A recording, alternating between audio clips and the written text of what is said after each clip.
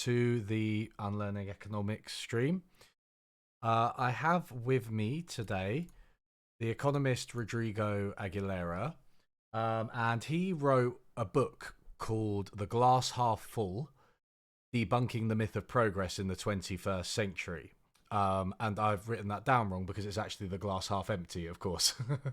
The glass half full is Steven Pinker, the glass half empty is Rodrigo. So sorry, yeah. So that's what we're going to be talking about. We're going to be talking about New Optimism and Steven Pinker and Hans Rosling and all those types of people. Rodrigo also, as well as having written this book, which I really recommend, by the way, he runs the YouTube channel Progressum TV, which you should also check out. So, Rodrigo, thanks so much for coming on. Thanks to you as well. Look Yeah, forward to this conversation. Since yeah, it's always good talking to people who have similar hatreds. that's such an uplifting message. So yeah, we've been planning to do this for a little while, but then just scheduling and stuff. But now we're finally doing it, so I'm really happy about that. So I read your book about a year ago. Actually, it was over a year ago because I made a video about Steven Pinker and New Optimism, and yours was one of the references that came up. And I really enjoyed it then, but then I read it again today, and I enjoyed it just as much, if not more. There's a lot of insight in there, and you go over the philosophical aspects of the idea that the world will always get better, and you also go over some of the data. And it's quite a rich book, I'd say, in a way that Steven Pinker's Enlightenment Now kind of aspires to be, but that yours is actually effective. So I'm going to let you talk about it, but let me just give everyone your summary of the New Optimists, which you do at the very beginning of the book, which I think is really, really good. So you say that their method of presentation is the following. Number one, present statistical facts that demonstrate the material and moral improvement of humanity. 2. Imply that those who deny or question progress have no rational claim for doing so. 3. Attribute this progress to the causes that fit your beliefs. Yeah, correct. I mean, so the way that I got into these people was, I obviously knew who Steven Pinker was. I think, most people know. Although then again, I'm kind of surprised when I ask people when I tell people I wrote a book and I say, oh, it's a critique against Steven Pinker. They have no idea who he is. I'm actually like, oh, good. He's not as popular as I thought he was. But I wasn't really aware that there was a whole ecosystem around him. And I think maybe the other guy who is quite well known in this circle is Hans Rosling, because factfulness was quite a big hit back in the day. But no, as it turns out, there's many authors. There's Matt Ridley. There's what's his name? The guy who runs Our World in Data. Well, he's not an author, but Max Roser. Rosa. Max Roser. He's an academic. And there's also a sense that you get this from a lot of major media outlets. So, the New York Times used to publish every year an article. I think it was like at the very end of the year, at the beginning of every new year, it was like, why 2015 was the best year ever. Um, uh, I forgot who always wrote this. It's Nicholas But something, isn't it? I think, but I yes, can't Nick remember. Christoph. Yes, Nicholas Yes, Christoph. Nick Yes. Christoph. And so, ironically, those articles, perhaps not ironically, stopped being published during the pandemic for obvious reasons. Mm. But it is a sense that a certain ecosystem exists to push this narrative that is very appealing to, I would say, a lot of liberal centrists who want to basically maintain the status quo without much change aside from the margins, and also to libertarians because it's a very pro-capitalist narrative.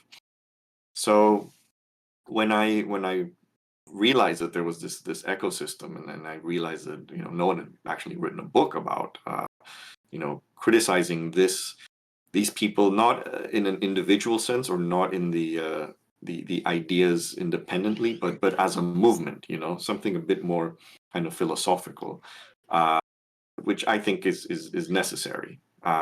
And the reason I wrote the book the way I did, well, obviously because I'm kind of an economist, and so economists, we love numbers, we love data, we love charts, and I wanted to give an answer to Pinker that was written in a way that Pinker himself writes, because he and all these other people and a lot of liberal centrists, they basically love this argument that they're the fact-based, evidence-based, dispassionate, rational people. And so I think a lot of the criticism that often people give, and especially I see this a lot on the left, is sort of very moralistic, very subjective, very abstract. And I was like, no, you can actually debunk their arguments with data, with facts. And I think that's much more effective. And, I would say if my book serves a purpose for anyone who either has read it by now or who might end up buying it after watching this stream, is you got a lot of weapons at your disposal after reading this book on how to debunk all these things, on how to debate, centrists on Twitter or whatever forum that you choose. Yeah, some good fodder for quote tweeting centrists and dunking on them. But yeah, so there's so much to this narrative. Pinker's book in particular, and to a lesser extent Rosling's, do cover almost everything from like poverty to education and literacy to like health outcomes, and the environment and violence especially, right? So there's a lot to debunk, and you do a pretty good job. I think you don't necessarily take it upon yourself to literally refute everything that they say, but you try to present an alternative perspective, and take with that you end up refuting some specific things around poverty, and violence. So we will get to those in a second, but I think I just want to speak a little bit to this idea of progress, because this is something that you set out at the beginning of your book. So I'd like to talk about it now. The notion of progress that the New Optimists seem to hold is basically that things are getting better over time, right? But you take a completely different definition of progress early in the book. Yeah, so this is the actual definition that I give in the book. I'm going to actually read it. It's progress is a historical development of increasingly effective norms and institutions that harmonize individual well-being with social cohesion, help mitigate conflict, and achieve all of this with minimum harm to other societies or the environment. And a corollary to this is progress is only real when we minimize the gap between what we can reasonably achieve and what we've actually achieved. And I would say the corollary is probably the most important part, because what it tells you is, well, we could have progress, but are we really at the point where we want to be? Did we go as far as our material resources, material and intellectual resources have allowed us to get to? And I think over time, it's obvious that we haven't. And this is a point that you made in your video on Pinker, that we have to question not so much why poverty is going down, but why does poverty still exist? Why can it not be lower than it is already? And an analogy that I would give is if you have a kid who graduates high school, you would say, okay, that's progress, right? But if he graduated at age 27, I'm not quite sure that you would say that was the kind of progress that you want. It's certainly good that he graduated from high school, but most people graduate at 17, 18, 19 at worst. So the problem I would say with a definition like this is obviously it's very hard to quantify the counterfactual. At what point can we measure where we could be? Obviously, it's impossible, but we do get a sense of things. We do fundamentally have this gut feeling that actually no, as good as things are right now versus medieval times, they probably should be damn better, and that's where I think they fail.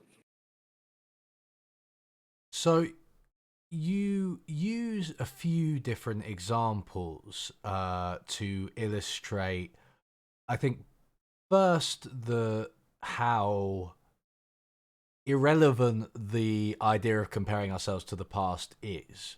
And one of your examples I quite like because of it has some clear trolling value, which isn't to say that it's not sincere, because it's a completely fair argument, but it's a good example because it would probably kind of shatter people's preconceptions about like what you believe. So you basically criticize the Venezuelan government very heavily, and the policies taken in Venezuela, and you point out that despite everything that happened, from about 2014 up until today, the Venezuelans are still actually better off than a few decades ago, and yet that's irrelevant, right? Yeah, of course. I mean, I think if you don't see progress in your lifetime, it's kind of pointless to compare yourselves with periods in history where you weren't there to judge. I mean, that is the point of progress. Um, and in the Venezuelan case, you're absolutely right. I obviously did it for trolling, um, because it's just such an absurd example of this that it's it's hard to look at Pinker and think that his version of progress makes sense when you apply it to the Venezuelan case. And in the book, I point out numerous, almost every indicator of, I would say, social and economic progress. Venezuela is better off now than it was 50 years ago. I think the only one where it's worse is probably crime. Um, but in everything else, GDP, life expectancy, etc., any Venezuelan today can argue that they're better off than their grandparents. And yet, if you went to Venezuela and gave them that, if Pinker went, hey, hey Venezuela, actually you're not doing that bad because your GDP is higher than 100 years ago, you'd end up in one of the homicide statistics.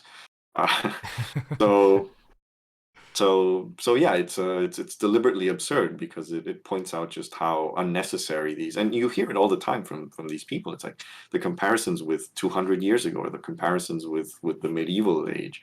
And what he and the others do, not just Pinker, is they like to cherry pick the point in which they do their comparison. So when it's convenient for them to compare themselves with 20 years ago, they'll do it for 20 years. Then if it's convenient to do it for 200 years ago, they'll do 200. But there's no real like consistency in like what you're comparing yourself to. And especially once you go back to, obviously there's big problems if you're starting to compare yourself with like pre-industrial times, even more if you're going to compare yourself with, pre-enlightenment times. But yet he does that. He does that all the time. He goes through history and just makes comparisons that aren't consistent. So I don't know how he can get away with it. I have noticed that. I think I can't remember who else it was other than yourself that made a big point of this, and I think it was using the violence statistics that sometimes it's like at one point it's like 500 years ago, and then it's like 20 years ago. But if you sort of reverse it for those different examples, then you get a completely different picture. So I think it's inconsistent, and I think one of the main things, and this is an important point that you really really hammer home, is not just the actual progress, let's call it, the declines in things that are bad and the increases in things that are good, but the how we explain them and to what causes they are attributed, right? So if you're just mixing and matching the time frames and then saying you've got one explanation, right? So in this case, it's the Enlightenment, if you take Pinker's book Enlightenment now. But sometimes you're only going back to, like, say, World War II, post World War II, and saying there's been a decline in violence since then. And then other times you're going back to 500 years ago. Then suggesting that there's a unified explanation for that is completely ridiculous, no matter what that explanation is. Exactly, and I mean the whole point of his argument is basically to give a grand theory of everything, which has as its sole answer enlightenment and then the capitalism that emerged from that enlightenment. And he thinks that he can answer everything just on those two accounts. And so it's very simplistic. And a point that you also made in your video was how he criticized the spirit level as a grand theory of everything for the left, and yet he's doing the exact same thing from a centrist perspective. So yeah, um, it's just weird that he can seemingly get away with all of this. Yeah, I know, and it's interesting. I don't. I mean, I don't know that much about this, but I certainly. It seems to me that his explanation, his interpretation of the Enlightenment, has been questioned, right? So his explanation and the way he connects it to the gains that we have seen have really been questioned. Do you know much about that? I mean, I don't dwell on that much. I'm not a philosopher myself, so I don't want to, go into detail on It these doesn't stop. issues. It doesn't stop Pinker. Doesn't stop. No, of course, it doesn't stop him from being an expert on economics, philosophy, and everything, despite the fact that he's neither of that. But I'm a bit more humble than that, and I'd rather not get into areas of expertise that I know that I don't have. Um, but yeah, it is indeed quite. I mean, I make various criticisms of his views on, in the chapter on war, his comments on Kant, for example. Uh, yeah, it's I just think, to the degree that what he's doing is basically just the status quo defense. That is the ultimate argument behind that. Um, he can just argue this. I get the feeling that his argument is that, capitalism it's a very Fukuyamist sort of argument, kind of an Mm, end of history, that, enlightenment is the final stage of human political philosophical existence, in particular liberal democracy, and then capitalism, and that's it. We can criticize things on the margins, but he doesn't offer any fundamental structuralist critique of the status quo. And I think that's ultimately what reveals him for what he is, which is essentially a gatekeeper. And you can see this in sort of the world that he inhabits, the people that he's around. He's always with these, sort of establishment liberal billionaires and kind of Davos elite types. I mean, there's a famous picture, or I would say infamous picture, of him hanging out with Jeffrey Epstein and some other, mm, Larry Summers, and this kind of cabal of people. And it's people who are, uh, very close to power, or are in power, very close to financial power as well.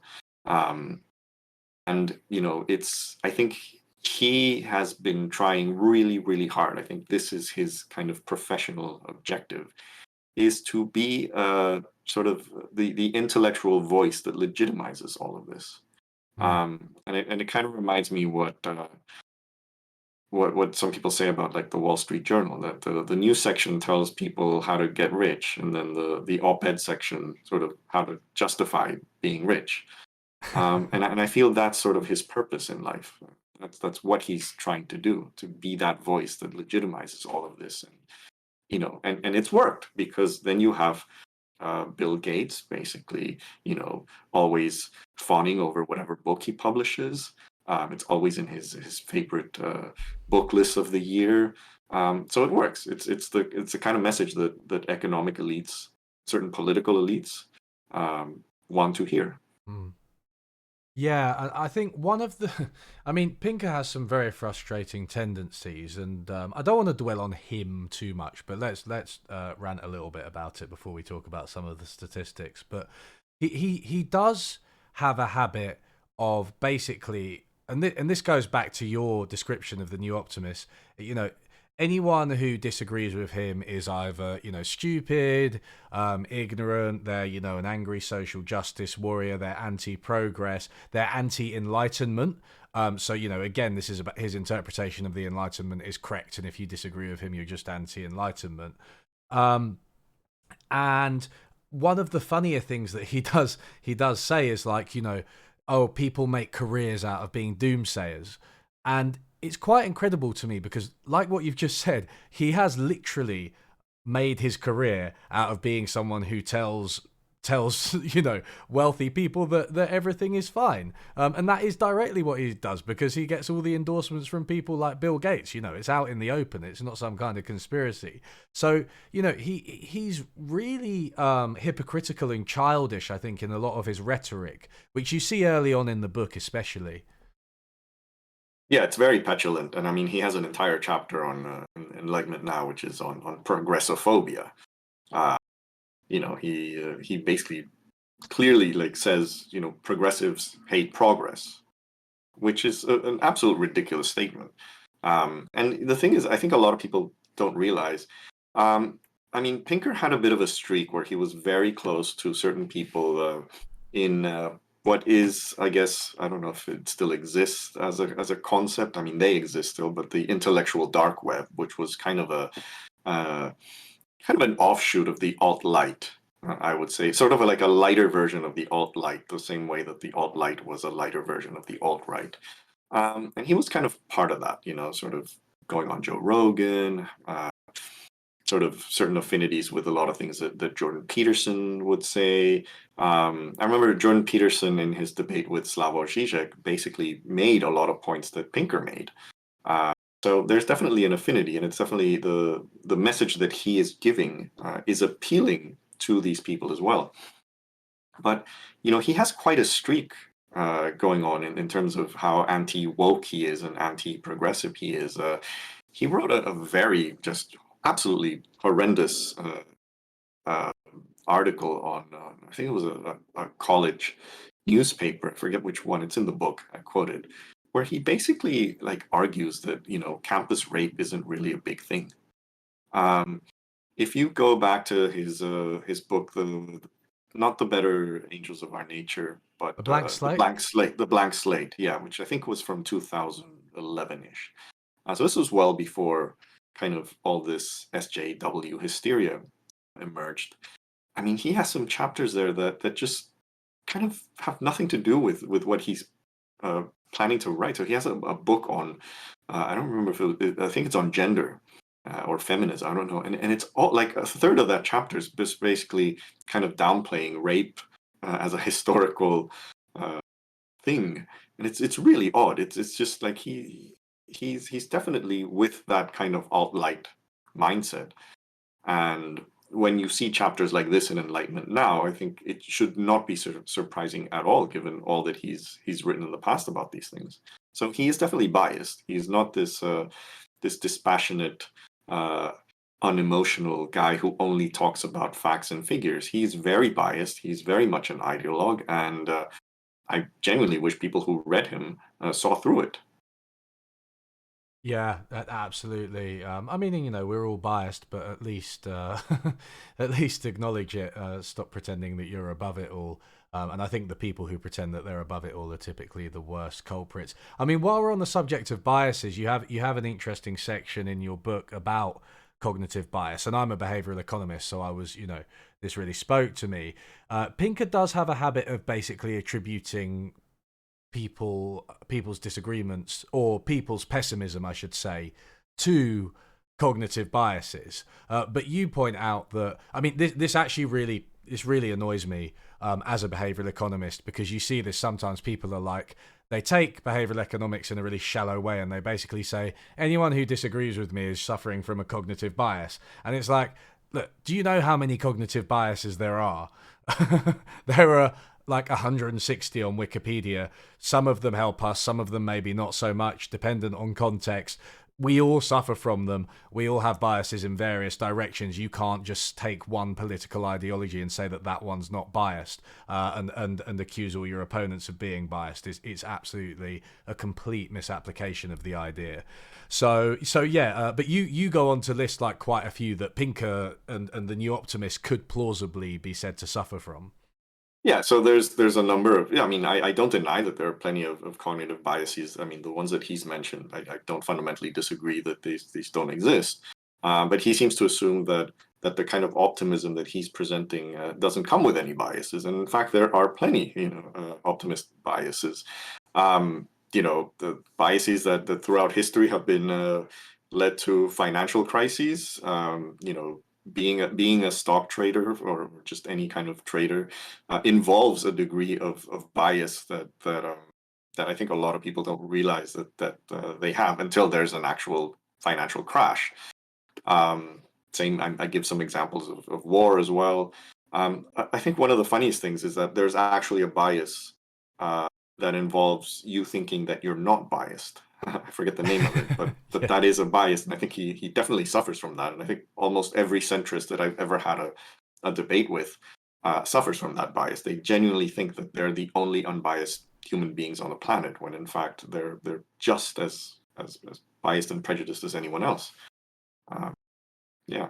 Mm, absolutely, and it's worth saying that. Okay, so one of Pinker's examples are things like the media and how they can sensationalize stories, and I think we all tend to agree on that, right? You know, they really can. Nobody's really defending the modern media, but at the same time, optimism bias is so ingrained in us. It's actually, some people consider that it's to be excessively optimistic is basically to be a functioning human being, because you couldn't live if you were completely realistic, and completely realistic people are often diagnosed as depressed. So optimism bias is really ingrained, not just in us, but in animals as well.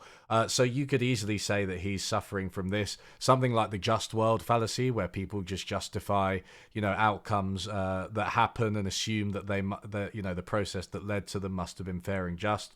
When he's defending things like inequality, you could credibly accuse him of that. So it just, Stephen, it goes both ways. It's very simple, and you can't just accuse everyone who disagrees with you of being biased.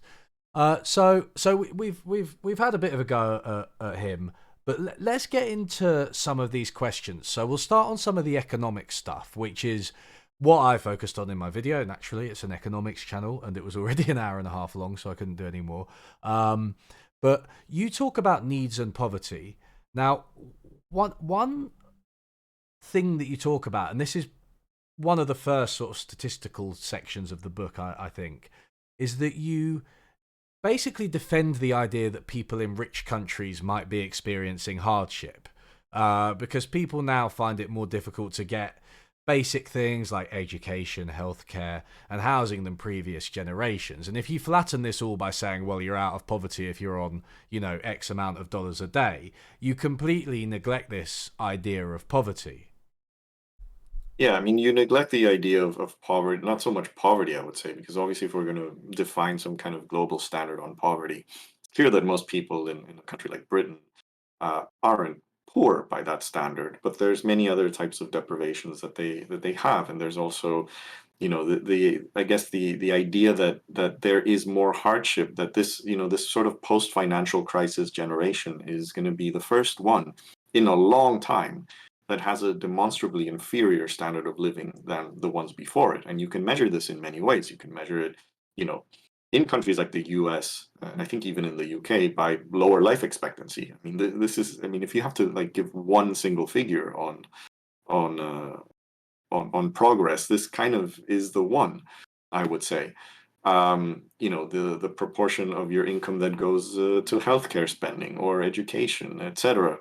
Um, the fact is that a lot of the things that I think make our life kind of materially plentiful have exist because they're cheaper, but in many ways this is offset by the fact that other things that don't really provide us much happiness, uh, because they are sort of necessities in life, like healthcare, education, are more expensive. So you end up with not really, when you look at exactly how much people are spending on these necessities, it hasn't really changed much in the last couple of years. And then the sacrifice that people have to make, for example, in getting a mortgage these days in the UK is absolutely absurd.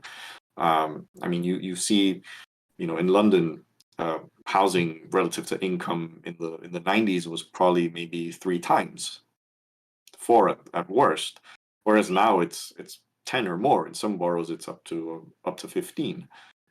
So you can't really say that this is an improvement in living conditions for a significant amount of people. And also, again, what is most damning, I would say, is why can't we solve these issues? I think the housing issue is very, very, so a very good example of just something that, this is an asset that is taken, almost as an investment, but really it's a social good.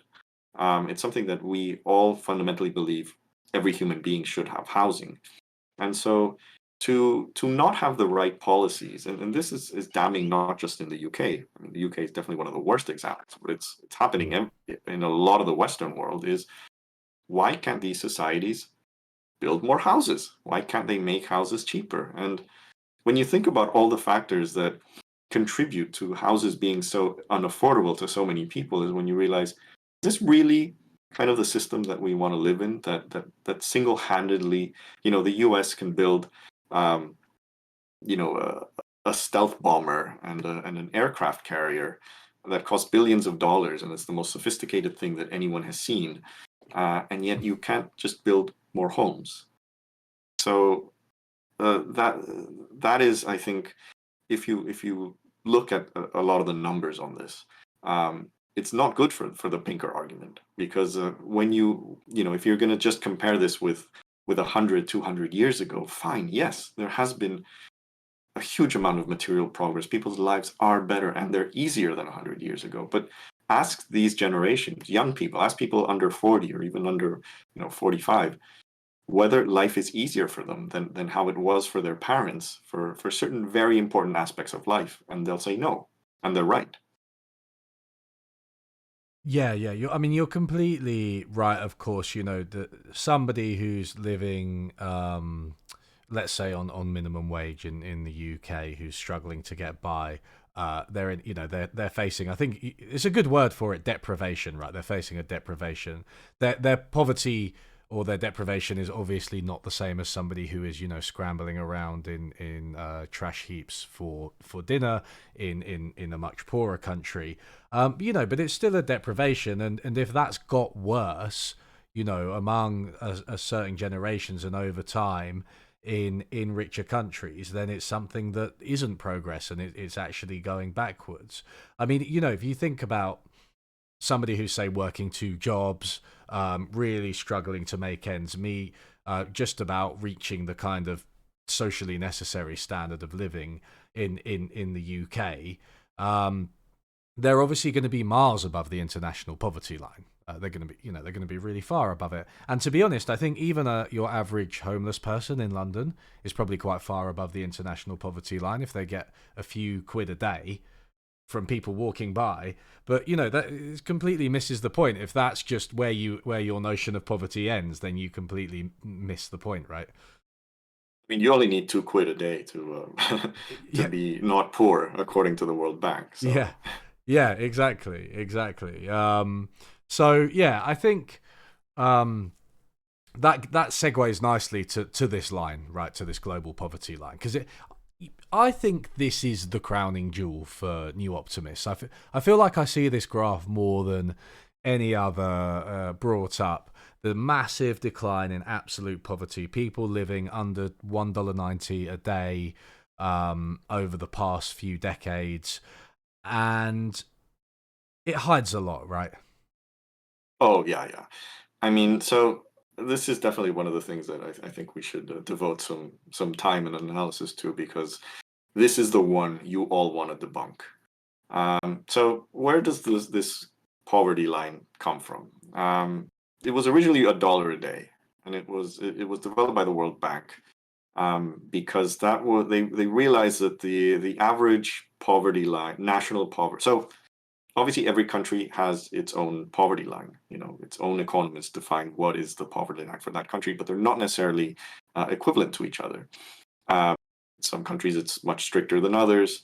For example, I'm from Mexico. Mexico's poverty line tends to be among the strictest in Latin America.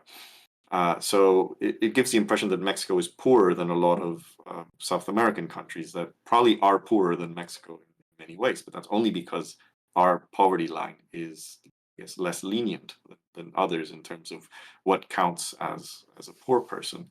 So they averaged this for a couple dozen countries, and they came out with a number that was very close to one. So they're like, oh, okay, so it sounds, it's a very catchy sort of dollar a day um, Mm.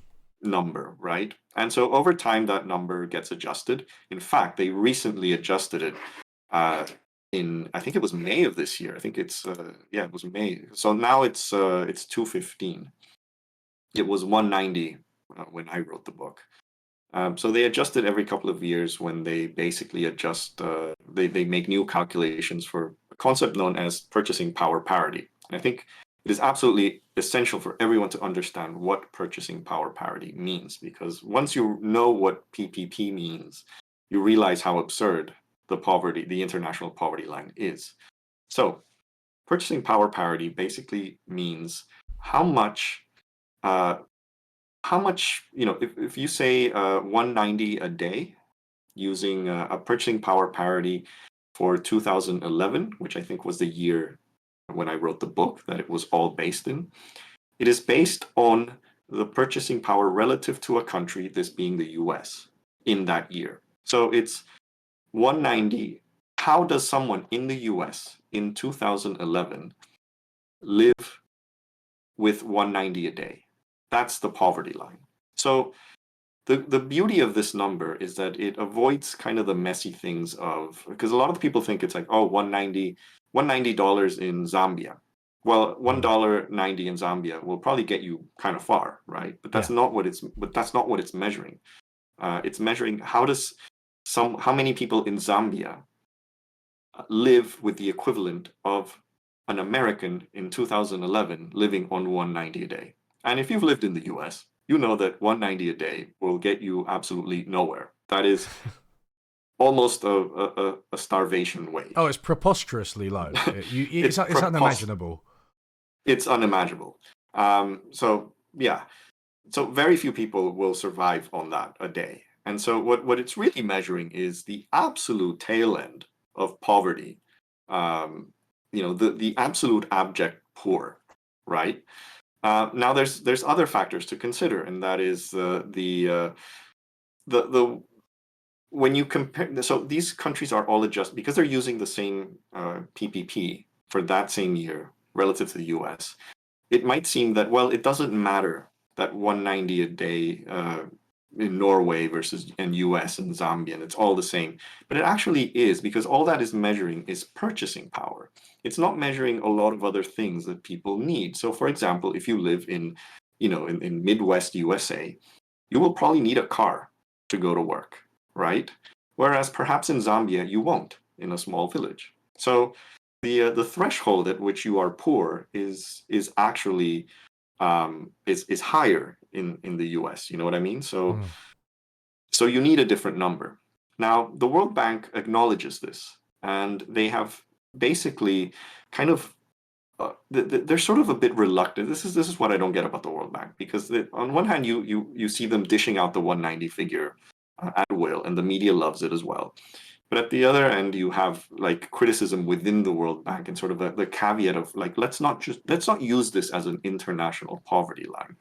And they have suggested using different lines for different categories of income. So for example, lower middle income countries, their baseline was 3.2. Upper middle income countries, their baseline was 5.5. And they even had a baseline for high income countries, which was 21.7. So really, if you think about this, if you want to do an international poverty line, it's not so much how many people around the world live on 190 a day. It really is kind of averaging every country based on their income category and seeing how many people are below the poverty line specific to that income category. And once you sum that up, that is the real international poverty line. But you never see this done. Like absolutely never. So it's a number that now. The other thing I would add is something that you mentioned in your video, which is basically just how unreliable this number is sort of before 1980, and especially before 1950, because very few countries had poverty data before 1980, and a lot of countries didn't have income data at all, which you could extrapolate some poverty data out of.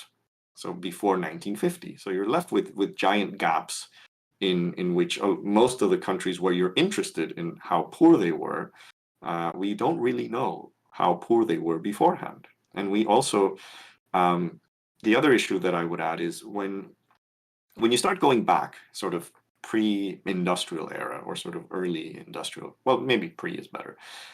When you you have lifestyles that weren't particularly based on income. There was a degree of self-sufficiency, um, especially, people working in rural areas and in agriculture. They could pretty much sustain a life that certainly was not great by any standard, but by certain metrics may have been better than during like it's especially like the incipient industrialization era. And you see this in for example, measurements of height. For example, people were taller before, like in the centuries before the industrial age, were taller than during the first century of industrialization. So what does that tell you? We know for a fact that human height is relative to your nutrition. So if people start shrinking, it's because their nutrition is getting worse. And so it's fair to say that if you have a population that is shrinking on average, something's going on there. Mm. And you can be materially richer, perhaps as a country, but if this isn't being reflected in human height, something's going on there. And certainly, I mean, there's plenty of evidence to show that countries like Britain, for example, where there is data on incomes, sort of in the early industrial era, income as a whole in Britain was going up, but uh, life standards were definitely not improving. It's called Engels' pause. Mm. Uh, and it was only until sort of the second wave of industrialization that you had improvements in the standard of living. Also, thanks to technology, it was, sewer systems started coming out. Is also when the labor movement started fighting for worker rights. Yeah, so it's worth noting. I mean, there was a lot of interesting stuff there. So it's worth noting that a decline in human height on average is a signal of something very, very bad. Human height doesn't usually actually decline. I think in the Vietnam War, if I'm remembering correctly, it kind of stagnated.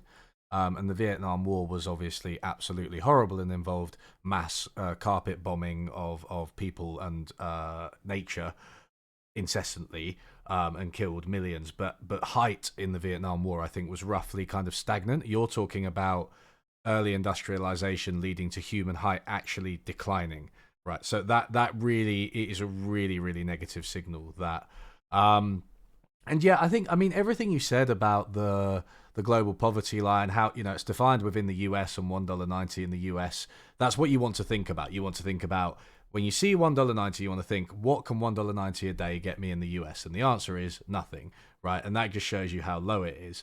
And just this idea of a poverty line that you can apply across time, and across space, to different countries, different eras, notwithstanding the fact that, as you said, and as I've said, you don't have data. Like, it's just not there, right? And so they kind of make it up, and then they pretend that their graph is actually based on data when some of it isn't.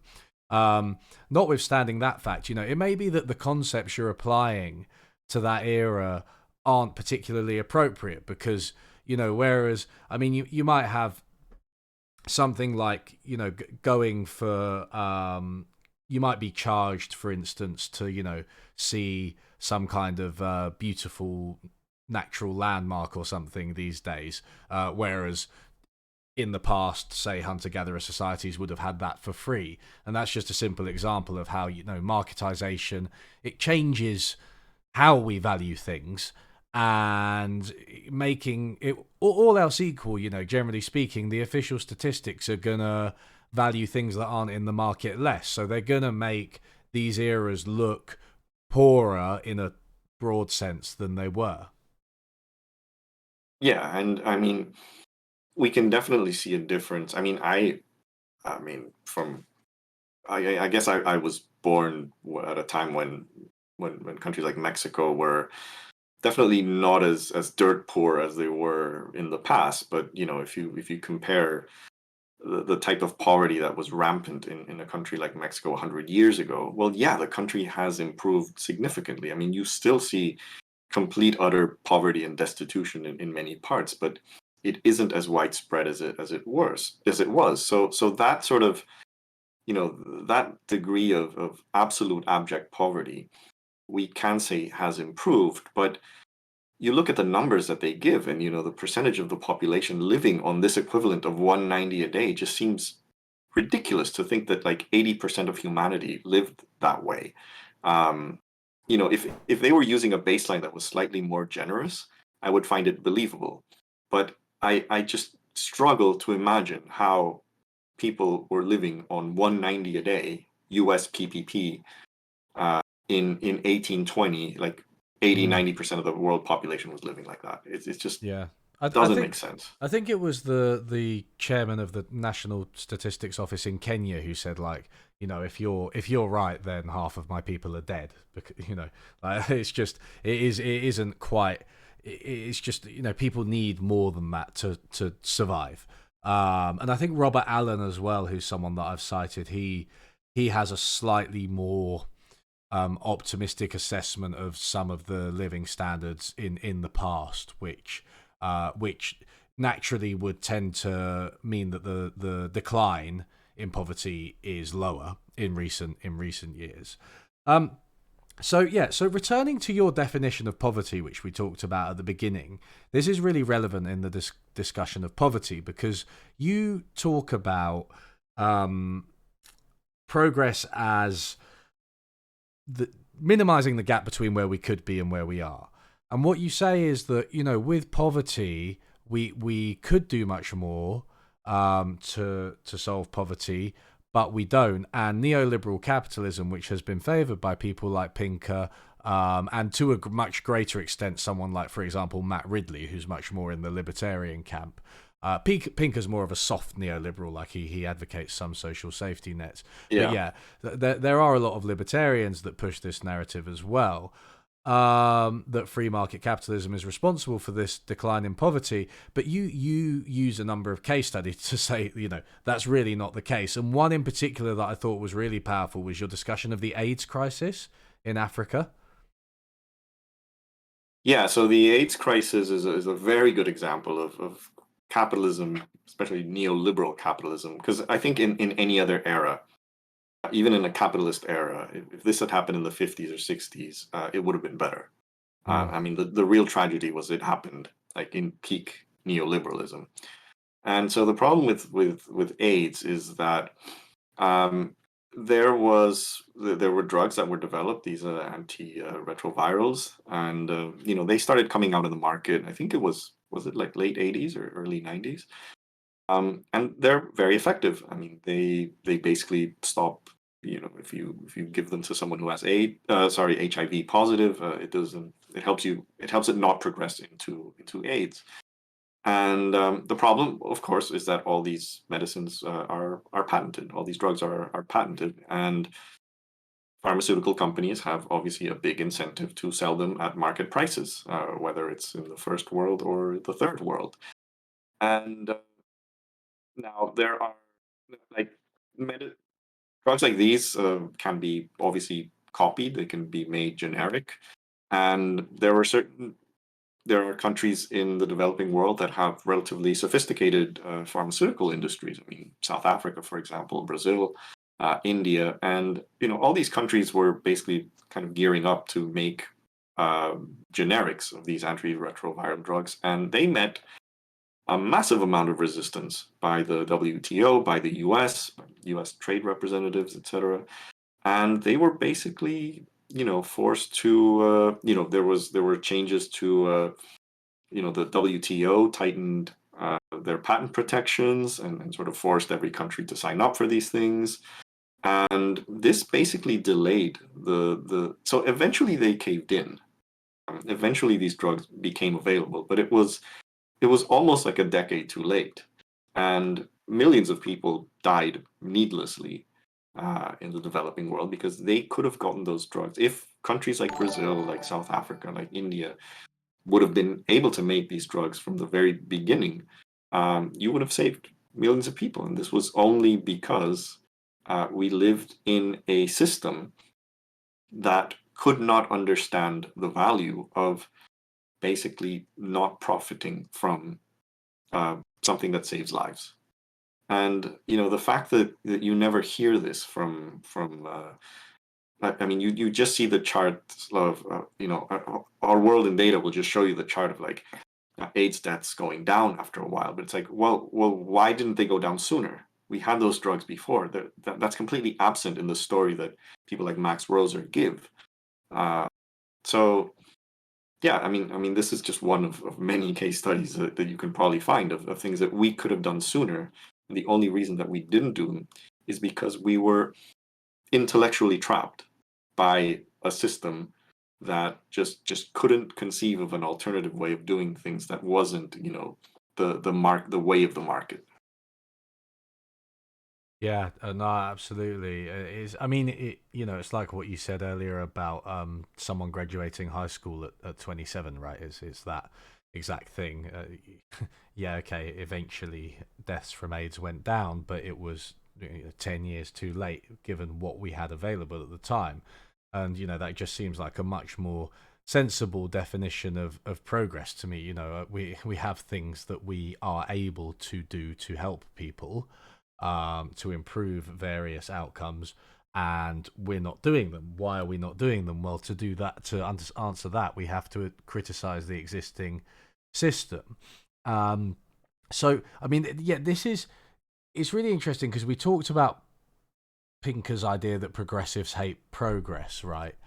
And it strikes me that one of the ways to make progress is to criticize the existing system, and Yeah, of always has course. been. And you have a long a chapter, in fact, about this in the book, how progress has often come from people doing things, highlighting issues like medical patents, or the other example that you go into depth with is the Washington consensus type programs in many countries, including Latin American countries especially, that just installed free market reforms and actually seem to increase poverty, as well as having a whole load of other deleterious social effects. So criticizing those, that is how we make progress, right? But that's not allowed for Pinker. If you criticize the existing system, you're an enemy of progress. No, I mean, Pinker, it would be hilarious if Pinker existed during the dying days of mercantilism, because he would have been a diehard defender of mercantilism, even if there was like some glimmering evidence that capitalism was a superior system to it. We have But more gold than ever. he Everyone, would have, everyone is complaining, hates gold. he would be strongly in favor of the corn laws at the time.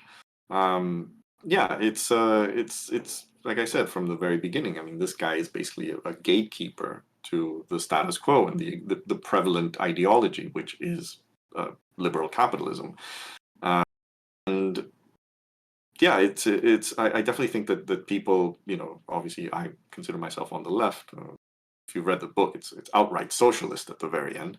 Um, so the complaint against the system isn't because we just want to complain about it. It's because we genuinely think that there is a better alternative, and the least we can do is start recognizing that the current system has many faults. I think post financial crisis it has been all the more obvious. The fact that we are not doing much progress with climate change should be the other obvious one. And so let's give other ideas a chance. Mm. This doesn't imply tearing down the system entirely, however much one would desire this, and installing a new one, but giving certain ideas a chance. And if you think about it, that's kind of how capitalism emerged. I mean, capitalism didn't just like annihilate mercantilism in the space of a decade. It was like some opening of trade here, some liberalizing of markets there, bit by bit.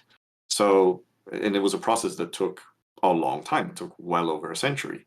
So, that's all I think people like myself are asking. Be a bit more humble in accepting that the current system has very serious flaws, and that we should be, when we are analyzing policies, when we are analyzing global political issues, global economic issues, we always should have a systemic critique of it, not just discussing the obvious, discussing the topical aspects of it. Have a systemic critique of it. Uh, how does this fit into the broader narrative? How does this fit into the ideology that dominates us? and ask yourself, why aren't we doing other things?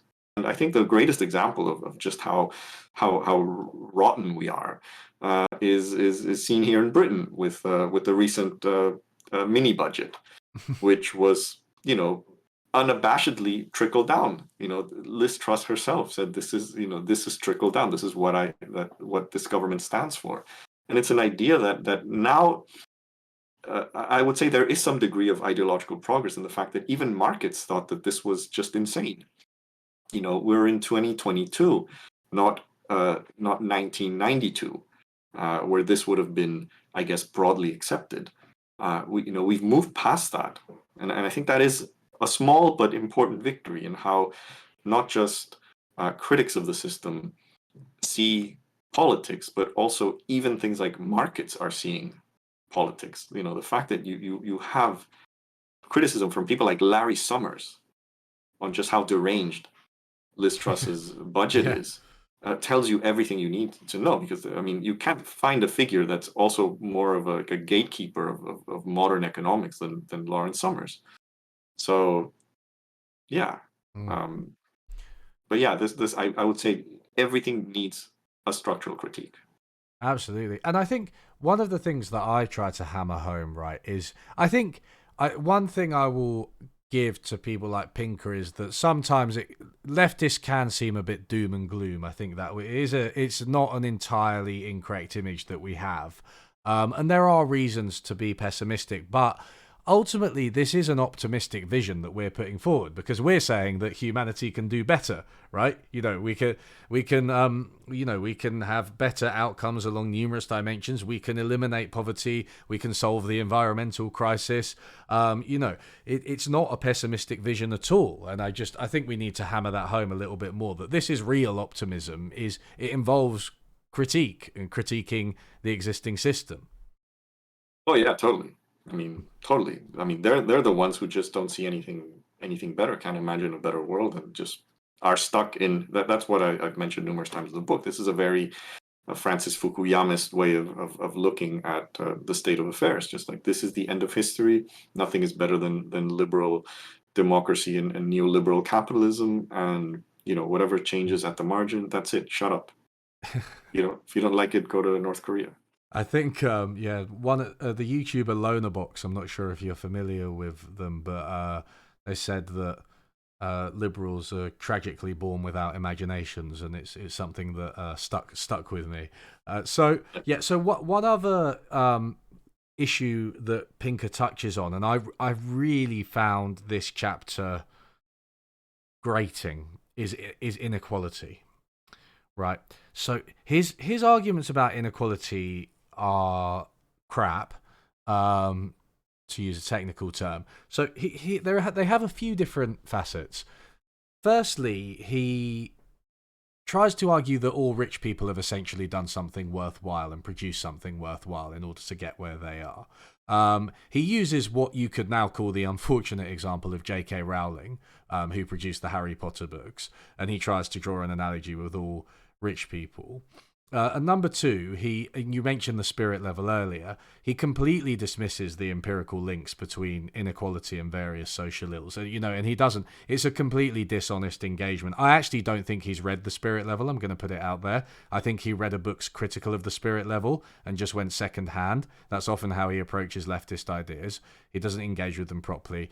Inequality is linked to social ills. Like, any criminologist or doctor will tell you, or public health person will tell you, that there is a link. And then number three, so I'm hitting you with everything at once, by the way, but number three, he says he has this really ridiculous argument that basically, because catastrophes like war and famine tend to reduce inequality, that's the only way that you can reduce inequality. So altogether, just a bunch of like ridiculous false analogies and straw men. A really, really poor chapter, one of the worst, I think.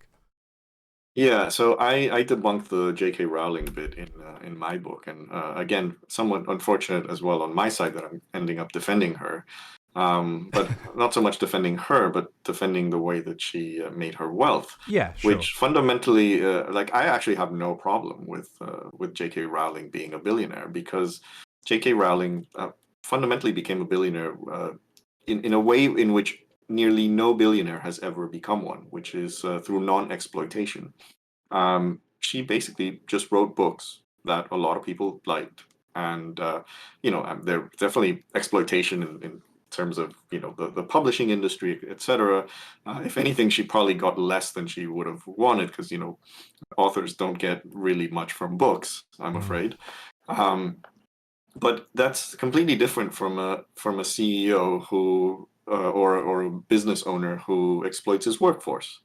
And I think that is much more problematic. And I think if, a lot of people complain about celebrities being too rich, footballers being too rich, etc. There was some people on Twitter complaining that I think Gary Neville was on the BBC and giving some left-wing rant there, which Yeah, and Gary Lineker.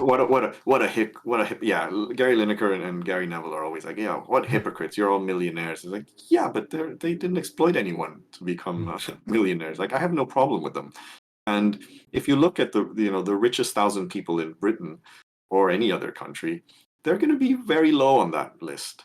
The grand majority of rich people are business owners, and the fundamental problem with capitalism is that it is exploitative, and these are basically it's income that is obtained through the exploitation of workers, and that is the problem. So picking the one billionaire that became a billionaire through non-exploitation doesn't really help his point.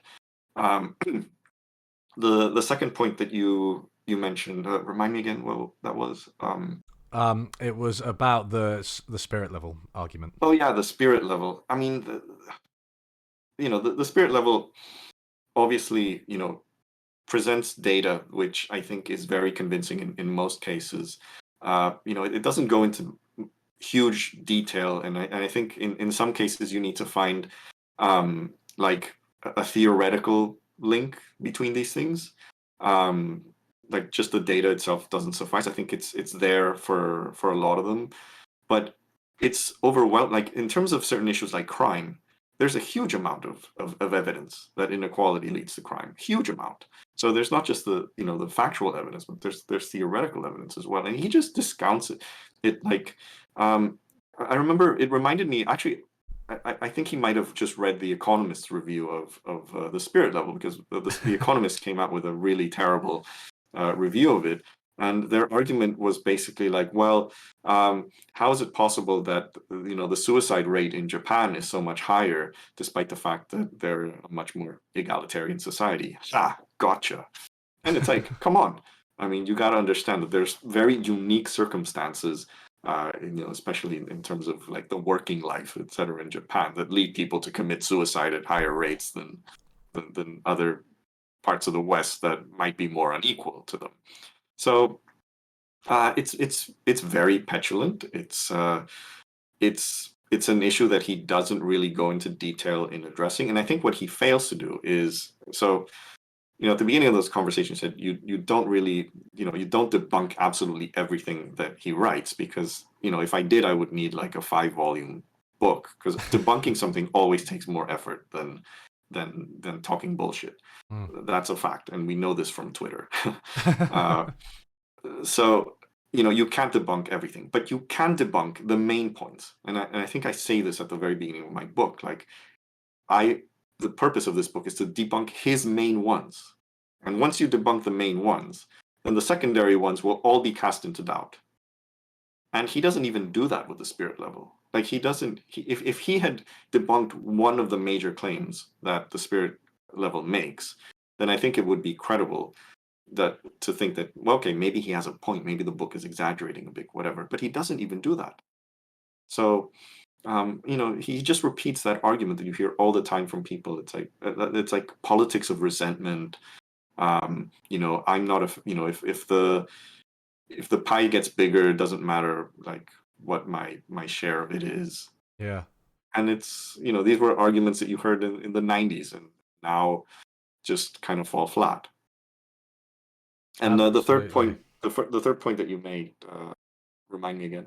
Yeah. So, well, I'll say a couple of things. So, somebody just pointed out in chat that I said this: the Inner Level, their second book, Pickett and Wilkinson, is actually better than the Spirit Level as well, in the way it links inequality to social ills. And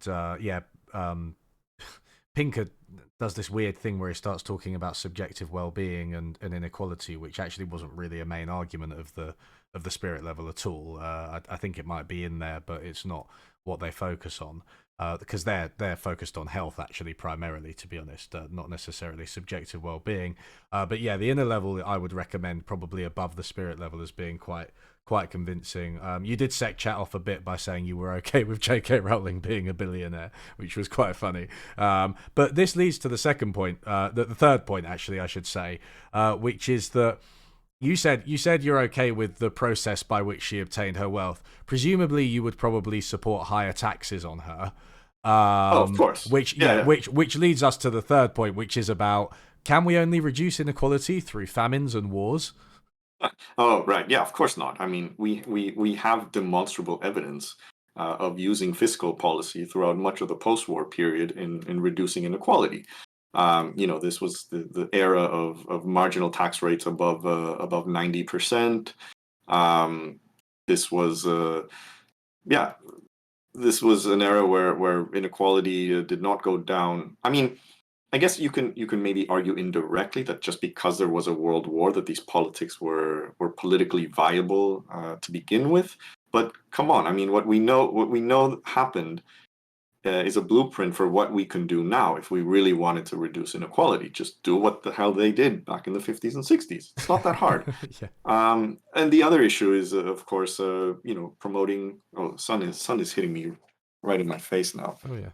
Um, yeah, so the other is, of course, finding ways in which workers can organize and fight for their own incomes, which would be through unionization or through any other means of workplace democracy, which I describe in the final part of the book. Um, those are the things that help reduce inequality. You don't have to wait for the next plague, because clearly we just had a plague, and that didn't really reduce inequality, did it? No, it So massively increased it. Yeah. So great. So I think this has been really interesting so far. But I said to you before we went on air that I want to move on a bit from the economics, because we've discussed it for a good 45 minutes, and my video solely focused on the economics.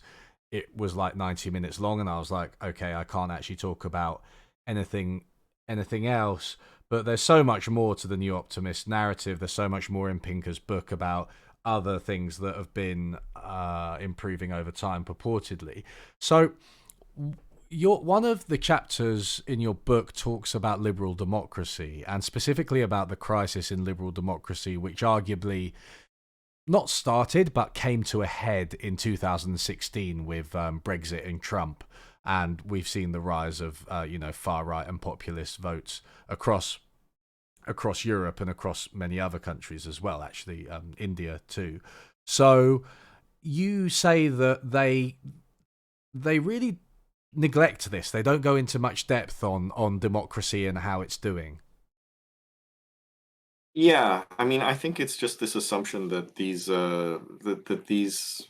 this new kind of wave of far right populism is an aberration rather than kind of a natural reaction to the failures of this kind of liberal centrism and neoliberalism. Um, and obviously that's the reason why, by presenting it as an aberration, then you refuse any culpability in it, right? And there is a significant volume of evidence that people who join far right movements or are sympathetic to them, this happens because they are dissatisfied with many aspects of their lives, and aspects that are involve often economics, and it's a natural reaction for a lot of people to find a scapegoat. And so you have, in Britain, you had Brexit, which was basically a far right project. I know there's left Brexiteers, which I thoroughly disagree with, because if you look at the origins of Brexit, it is essentially a right wing project. It's a project of shutting Britain out from immigration, which ironically kind of hasn't happened. Like, the immigrants left voluntarily, but now they want more, according to Liz Truss, which is very very strange. Uh, but yeah, it's a far right project based on xenophobia, based on this idea that the country's problems are not because of bad policies for the past decade or two or three, but because immigrants came here to steal, you know, your job. Uh, Mhm. and this same narrative gets repeated in almost every other European country, in the US, of course, as well. And I mean, it's hard to imagine that these people would be so angry if life was easier. Uh, I mean, you will always have racists, that is for sure. You will even always have, kind of far right movements, I would say. But to the extent that they now account for such a huge amount of the population, and especially in the U.S., where I mean, the countries like the U.S., if you think about it, if any U.S. president were to just say, tomorrow you can kill as many minority, like do something like The Purge, the movie. I don't know if you've seen it, uh, but just do something like that. Like, in the next Yeah. 24 hours, you can kill anyone. You'd have an absolute bloodbath, like an absolute bloodbath.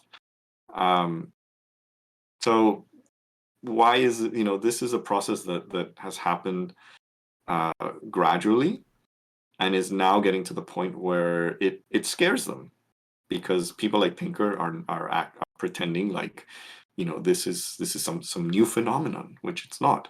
Um, and they want to present themselves as kind of the only ones who are holding the fort. These brave radical centrists who are holding the fort against the far right and the far left, which ironically they find just as dangerous as the far right, because clearly some pink-haired trans woman on a college campus is as dangerous as a Proud Boy with an AR-15, according to these people. So yeah, and you just don't see any, even in Europe, where I would say the process of hyper capitalism has not gone as far. Most European countries still have some semblance of a welfare state, a functional one at least. But in many ways, the same factors that have contributed to lower living standards that we've discussed, and that in my book is mostly focused on the Anglo-Saxon countries, the US and the UK, are present to some degree in Europe as well. Like housing, for example, almost every Mm. European country has some sort of a housing crisis. Uh, so, and then, post-crisis, post-financial crisis, austerity as well, the inability to fund these services, which even though they exist, are perhaps not in the same state as they were before. So it's a feeling of things are getting worse. Who am I going to blame? Um, Brown guy who moved Yeah. next door.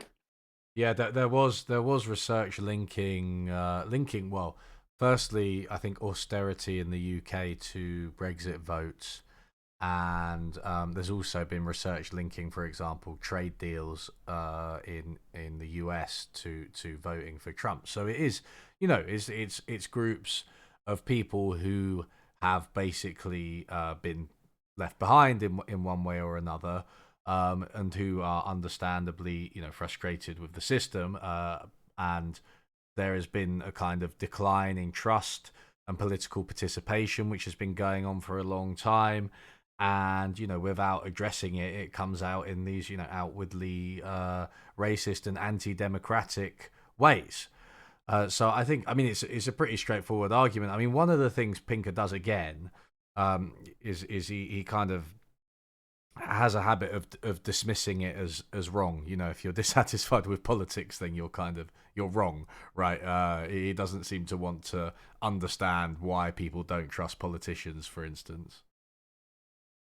Yeah, and I think also what he fails to, and this is a general problem with, I would say, most liberal centrists, is um, they don't realize that this narrative is now. So even if we accept the idea that, well, these are people who are perhaps disadvantaged in some way, or are seeing reduced living standards, or moving to the far right, just how easy it has been for the former center right to take this rhetoric and move even further to the right, because to some extent, this reflects the failure of the traditional ways in which these parties were doing politics. So the Republican Party, which, at some point was very much pro-market, now has like a populist slant and is like anti-NAFTA. I mean, they were all, they were kind of anti-NAFTA from the beginning, but not as, crazy populist in rhetoric. But then they come to power, and what they do is they just become even more extreme versions of what they used to be. So it's all about the rhetoric of, yeah, we're the ones that are now protecting working class interests from immigrants, etc. Once they come to, they say they're going to drain the swamp, but then once they come to power, they basically put all the crocodiles in power in office. So putting what's his name, what was his Treasury Secretary, Mnuchin, who was an ex-Goldman Sachs guy. Yeah. What credibility do you have as a right-wing populist catering to the working class when you put a guy like that to run the economy? Same with Britain. This is the story of pretty much the Tories, just getting more and more populist. And now the natural outcome is, Thatcher on steroids, because it's all about rhetoric. They don't care about the working class, which is, I think, the fundamental difference between modern fascism and old school fascism. That the old school fascist, they were certainly sort of pseudo capitalists, but they did have, Germany was in their, Hitler wanted Germany to be great in a real demonstrable way. Mussolini wanted the same with Italy. It's a very militaristic, imperialist version of greatness, of course. But Trump doesn't care about his country. Boris Johnson doesn't care about his country. They will sell it off tomorrow if they could. It's simply the rhetoric of MAGA. It's simply the rhetoric of Brexit is gonna give our country back. But they don't care. They absolutely don't care. They are the primary representatives of neoliberal capitalism. Just that they need to whitewash it because it's been such a failure that they cannot run on a political platform with it. So they have to run on the culture war stuff. They have to run on the populist stuff. But then they come to power and they forget all that. Yeah. Yeah, I mean, it's difficult to disagree when you've got the Tories who, I mean, Boris Johnson's government with Rishi Sunak as the Chancellor were kind of interventionist, certainly more so than the Tories have been in the past, and they were quite active during the pandemic economically, and even afterwards. But now you've got Liz Truss, who is unelected, it's worth saying, and she's just removed the top tax rate for people who earn £150,000 or more. And it's a really, really regressive budget. So you get these right-wing populists or whatever you want to call them, and they just the end result, despite what they say, just ends up being more neoliberalism, which obviously isn't going to address some of the underlying issues, right? With people, being left out and facing decline, whether absolute or relative, in their region. Yeah, and unfortunately, they benefit from the fact that a lot of this rhetoric gets to people. This is the famous Andrew Breitbart quote that politics is downstream from culture, which is, I guess, true in many respects. I mean, there are a significant amount of people that vote against their material interests because they don't like pronouns, or they saw a video of some kids at a completely harmless drag show, and for them that is the end of the world, and they're never going to vote for a party that is even remotely sympathetic to these things, but they will vote for the party that basically screws them over in every other conceivable way. So how do you get out of that? I honestly don't know. I mean, that's one of the things that just makes me bang my head against the wall, and I see it as well in my country. People sort of on Twitter who you can look at their profiles and they're pretty much nobodies, and there they are defending billionaires. It's like in a country like Mexico where social mobility is non-existent, when there's an inequality not just in income but in race, and you see this sort of brown Mexican guy defending all the white billionaires in Mexico, and you're like, yeah, man, you're just never going to be, you're never going to sit on that table. You're never even going to get the breadcrumbs. You might be cleaning the table one day. That's it. I had there was that video which you may have seen on Twitter, because obviously the Queen died recently, and I did. we I wasn't aware of we had that. 2 weeks of utter nonsense, which absolutely removed whatever remaining sympathies I might have had for the royals. I'm sorry to say. And there was that woman who, I think she might have been the last in line to see the Queen's coffin, and she said Oh, it was the best thing yeah. that had ever happened to her, including having had her children. Um, so yeah, how do you solve that? I don't I don't know. You know. know, in North Korea, you can explain it because they're going to be sent to the gulag if they say anything else. But in Britain, that's Yeah, nobody's tough. That forcing you to is, say it. That's the truly remarkable thing.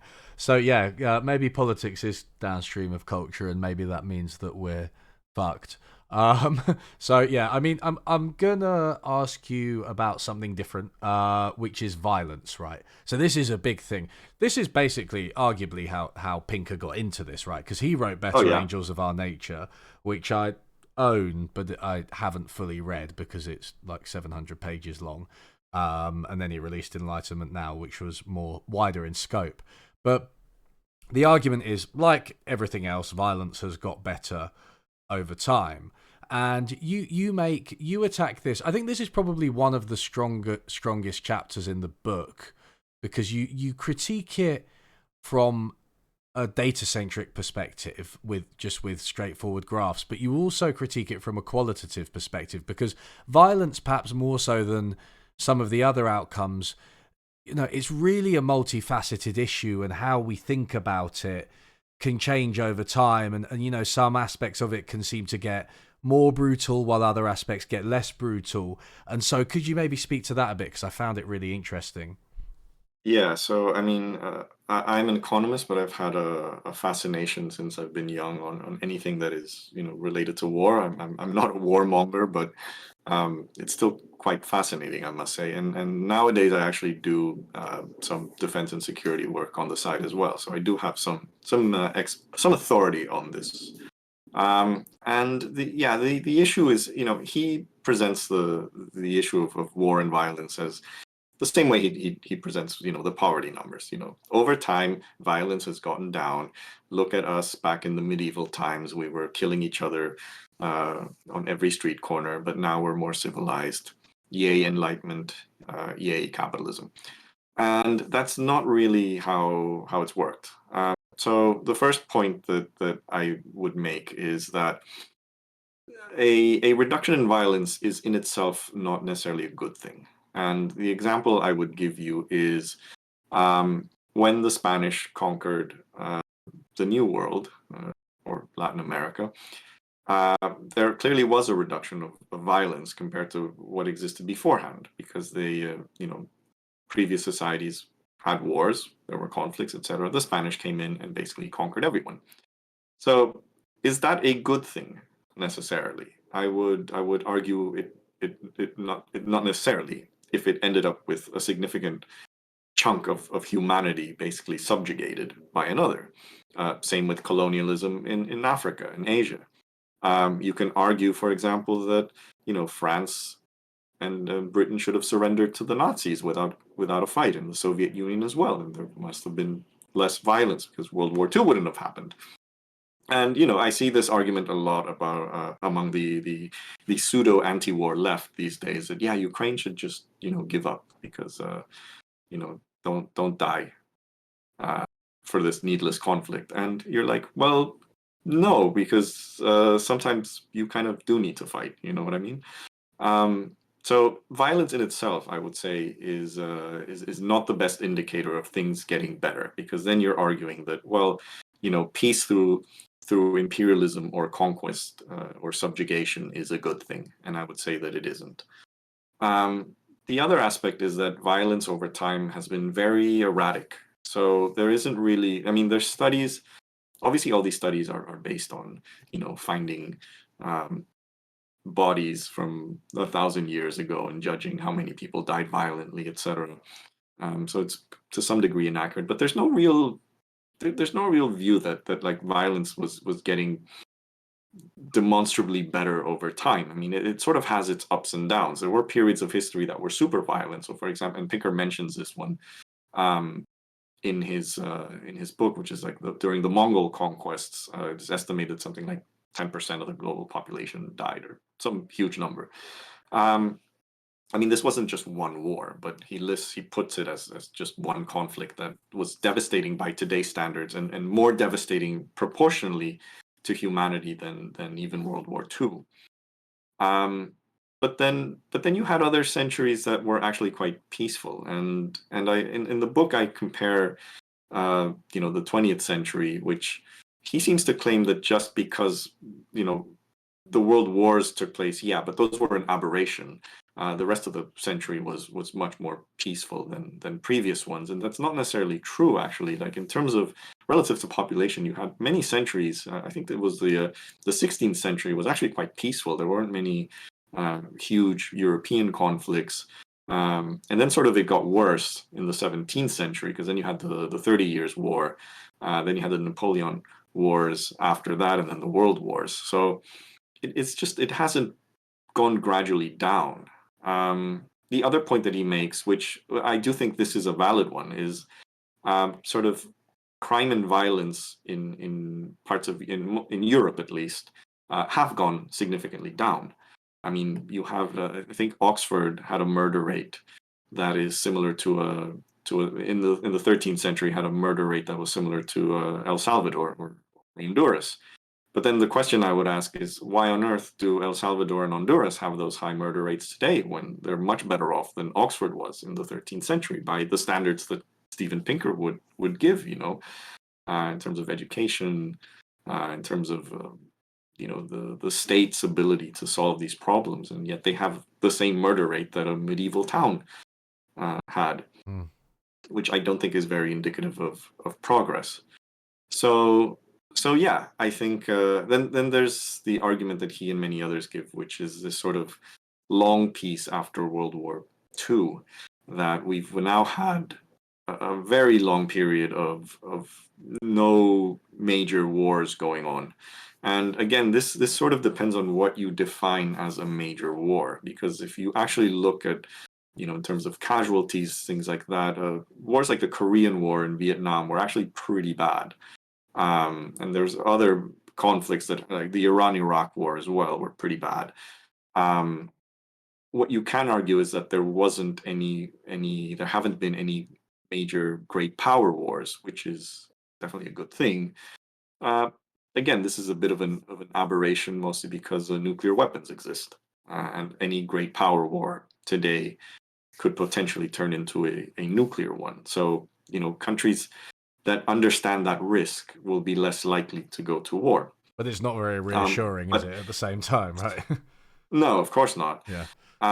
And it's questionable whether this is a unique period. And in my book, I mentioned there was a paper by Nassim Taleb who crunched the numbers and sort of statistically told Pinker that he was absolutely wrong. There's absolutely nothing unique about this period, this long peace at all. I mean, we would need many more decades of peace for it to be statistically unique. Um, yeah.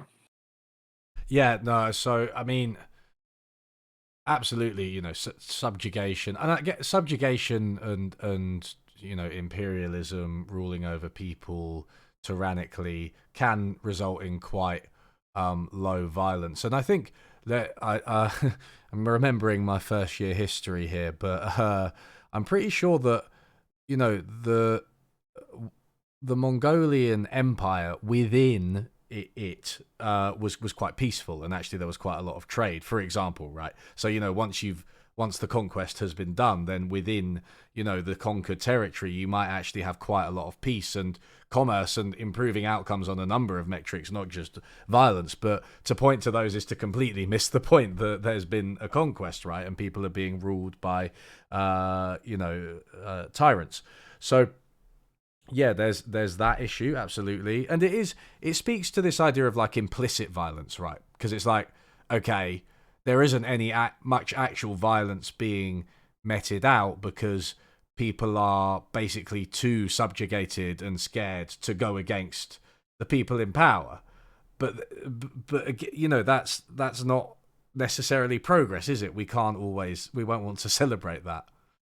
Yeah, I mean, it would have to be that you would say that it was better for France after the surrender than before it, which I Yeah, don't think any reasonable person would argue is the case. Uh, no one yeah. would argue that it's better to be in peace under the Nazis than at war outside the Nazis. No, If it's completely. to if it's to prevent Nazis from conquering you. Yeah, yeah. I mean, you do make a point. It's actually only made in passing about medieval violence because you mentioned medieval times there, but it's another. I find this really interesting as well, and I'm not as much of an expert in it as you, but the how different medieval violence was, as bad as it was in statistical terms, how different it was to violence today, especially urban medieval violence and urban violence today. Yeah, so there's a couple of studies that show. I mean, obviously, violence changes over time, and like the type of violence that you sometimes see today, robberies, muggings, carjack. Well, obviously there weren't cars back then, but kind of Horsejackings or gangland killings, things like that. Protection rackets, corruption. Well, I mean, there was corruption, but is different today than it was then as well. So, I mean, on the issue of kind of crime and crime related violence, I'm tempted more to concede to Pinker than on the kind of state driven violence which leads to war, because I think the evidence is a bit more conclusive that there has been uh, an improvement for various reasons, not necessarily because of enlightenment. I mean, I disagree fundamentally with his reason for it, because there's also studies that show, for example, there were changes in the behavior of elites at the time. So, sort of late medieval to Renaissance, like the attitudes of courts changed and were based less on uh, sort of rule based on violence. And I guess if you've seen like Game of Thrones, you can just imagine, the whoever is king is the guy who just kicks more ass, right? yeah. Whereas you know, by I guess Louis the 14th period and afterwards, you had sort of less violent displays of authority. You were ruled by absolute divine right of kings, etc. But that was sort of established. It wasn't, which rival to the throne would beat the other guy. Uh, so those kind of things helped violence in society as a whole improve, not necessarily enlightenment, because that improvement in violence was obvious before the Enlightenment. That's really interesting.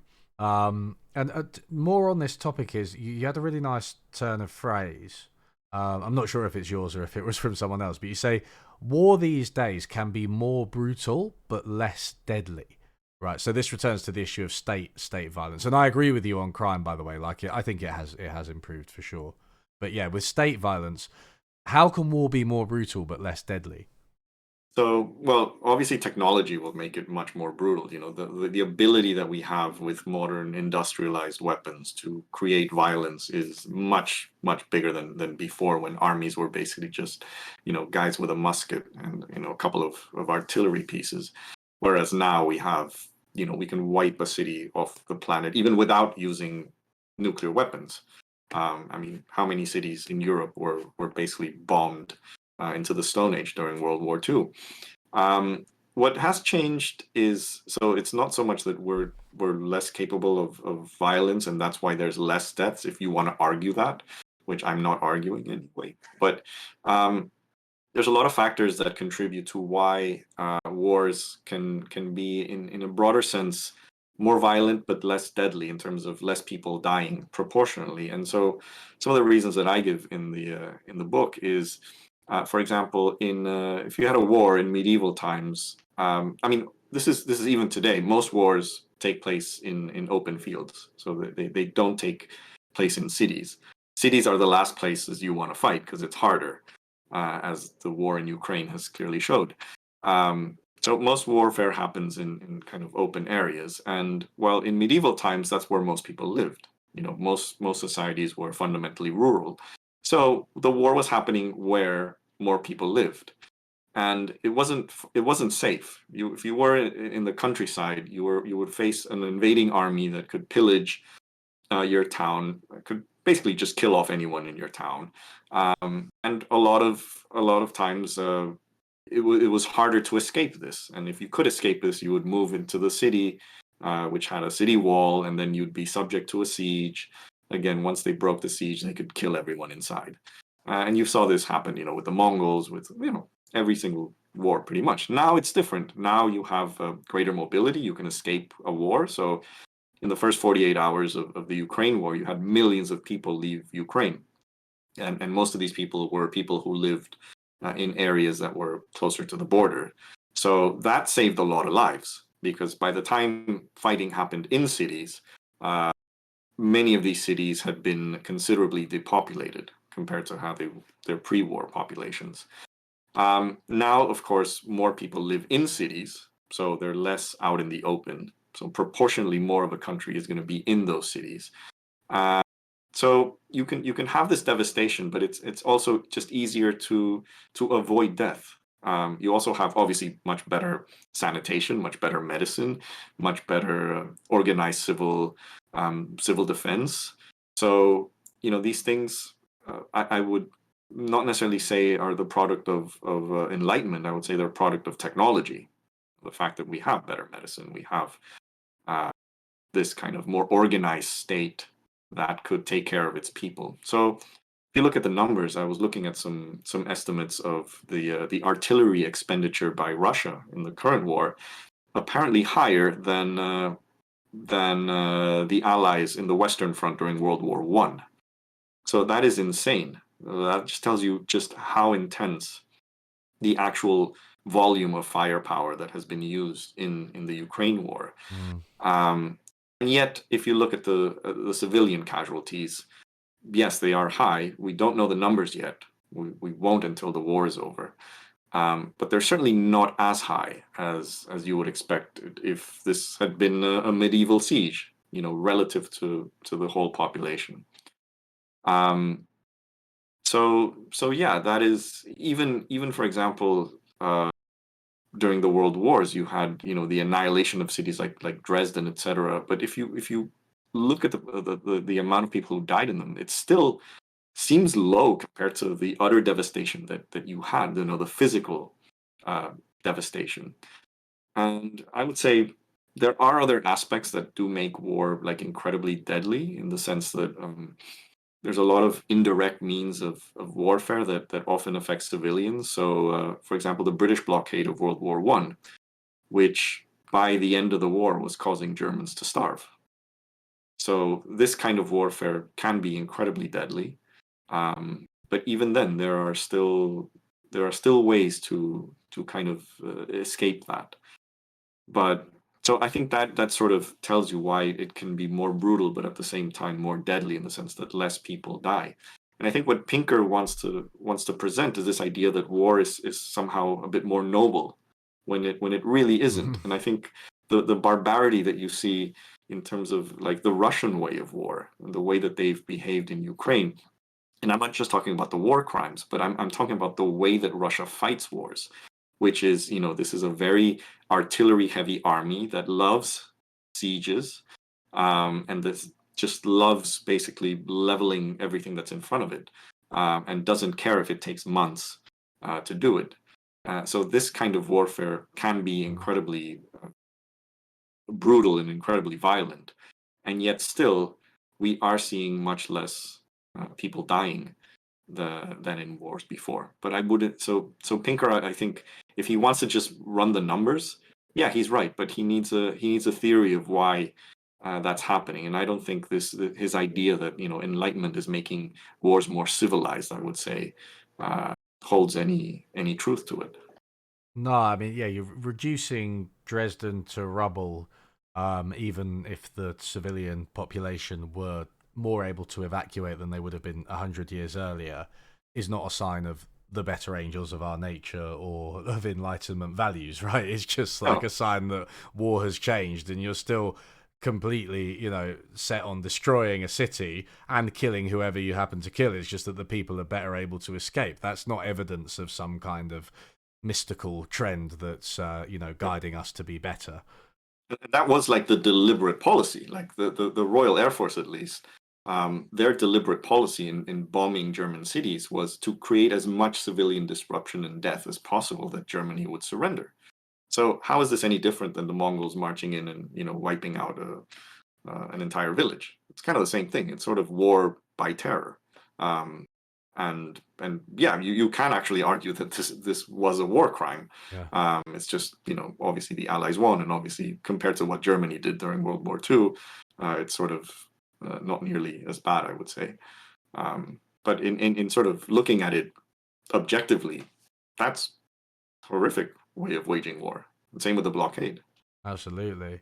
Yeah. I mean, it's interesting. So you've mentioned Ukraine, you've used it as an example a few times, and you've also mentioned Nicholas Taylor, and I think the two are quite related because, this idea of the long peace, which is 70 years, which actually isn't that long, statistically speaking, in terms of human history.